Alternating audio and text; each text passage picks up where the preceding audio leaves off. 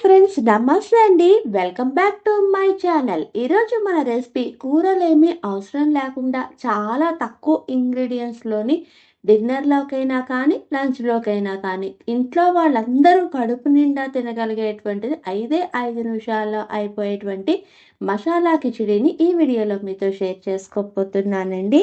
ముందుగా ఒక బౌల్ తీసుకొని దీనిలోకి 1 కప్ బియ్యము, హాఫ్ కప్ పెసరపప్పును వేసుకుని మంచినీళ్ళతో శుభ్రంగా 2 సార్లు కడుక్కోవాలన్నమాట. ఇలా కడుక్కున్నటువంటి బియ్యము, పప్పుని ఇవి మునిగే అంతవరకు నీళ్లు పోసుకుని మూత పెట్టుకుని ఒక్క 2 నిమిషాలు పక్కన పెట్టుకుందాము. తర్వాత పొయ్య వెలిగించి కుక్కర్ గిన్నె పెట్టుకొని దీనిలోకి 1 టేబుల్ స్పూన్ ఆయిల్ని వేసుకోవాలండి. ఆయిల్ అన్నది లైట్గా వేడెక్కిన తర్వాత హాఫ్ టీ స్పూన్ ఆవాలు, 1 టీ స్పూన్ జీలకర్ర, ఒక రెమ్మ కరివేపాకు, సన్న చీలికలుగా కట్ చేసుకున్నటువంటి 2 పచ్చిమిరపకాయలు, ఫైన్గా చాప్ చేసుకున్నటువంటి ఒక మీడియం సైజ్ ఆనియన్ కూడా వేసుకొని ఆనియన్లోని పచ్చి వాసన పోయే అంతవరకు వేపుకోవాలండి. మరి ఎక్కువ వేపనవసరం లేదనమాట.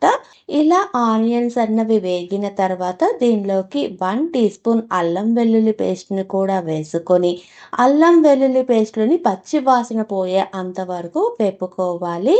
ఇలా వేగిన తర్వాత ఫైన్గా చాప్ చేసినటువంటి మీడియం సైజ్ 2 టమాటాలను కూడా వేసుకొని ఒక్క నిమిషం వేపుకోవాలండి. ఇలా వేగిన తర్వాత దీనిలోకి రుచికి అనుగుణంగా ఉప్పు, రుచికి అనుగుణంగా కారం, పావు టీ స్పూన్ పసుపు, ఇలా వేసుకున్న అన్ని ఇంగ్రీడియంట్స్ బాగా కలిసేటట్టు కలుపుకోవాలండి. ఇలా కలుపుకున్న తర్వాత దీనిలోకి 1 teaspoon garam masala powder వేసుకొని దీన్ని కూడా అంతా బాగా కలిసేటట్టు కలుపుకొని టమాటాలు అన్నవి కొంచెం మెత్తపడి దీనిలో నుంచి ఆయిల్ అన్నది రిలీజ్ అయ్యే అంతవరకు మగ్గించుకోవాలన్నమాట.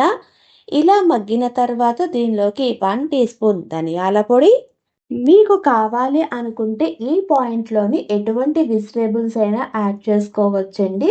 ఇది పూర్తిగా ఆప్షనల్ మాత్రమే. నేనైతే ఇక్కడ క్యారెట్, క్యాప్సికమ్ కలిపి ఒక పావు కప్పు యాడ్ చేసుకొని ఇలా వేసుకున్న వెజిటేబుల్స్ మసాలా అంతా బాగా కలిసేటట్టు కలుపుకొని ఒక్క 2 నిమిషాలు మగ్గించుకున్నానండి. 2 నిమిషాలు అయిన తర్వాత మనం ముందుగా నానబెట్టుకున్నటువంటి బియ్యము, పెసరపప్పు 2 కలిపితే 1.5 కప్ అయింది కదండి. అందుకని దీనిలోకి 4 కప్పుల వాటర్ని వేసుకొని మూత పెట్టుకొని ఇక్కడ వాటర్ అన్నది కొంచెం మరిగించుకోవాలన్నమాట. ఇలా బాయిల్ అయిన తర్వాత దీనిలోకి 2 టేబుల్ స్పూన్ పల్లీలు, మన నానబెట్టుకున్నటువంటి బియ్యము, పెసరపప్పులోని వాటర్ అంతా తీసేసి దాన్ని కూడా దీనిలోకి వేసుకొని దీనిలోకి కొంచెం కొత్తిమీరను కూడా వేసుకొని ఒక్కసారి అంతా బాగా కలిసేటట్టు కలుపుకోవాలండి. ఇలా కలుపుకున్న తర్వాత మూత పెట్టుకుని ఫ్లేమ్ అన్నది మీడియం ఫ్లేమ్లోనే పెట్టుకొని 2 విజిల్స్ వచ్చే అంతవరకు కుక్ చేసుకోవాలండి. 2 విజిల్స్ వచ్చిన తర్వాత పొయ్యి అన్నది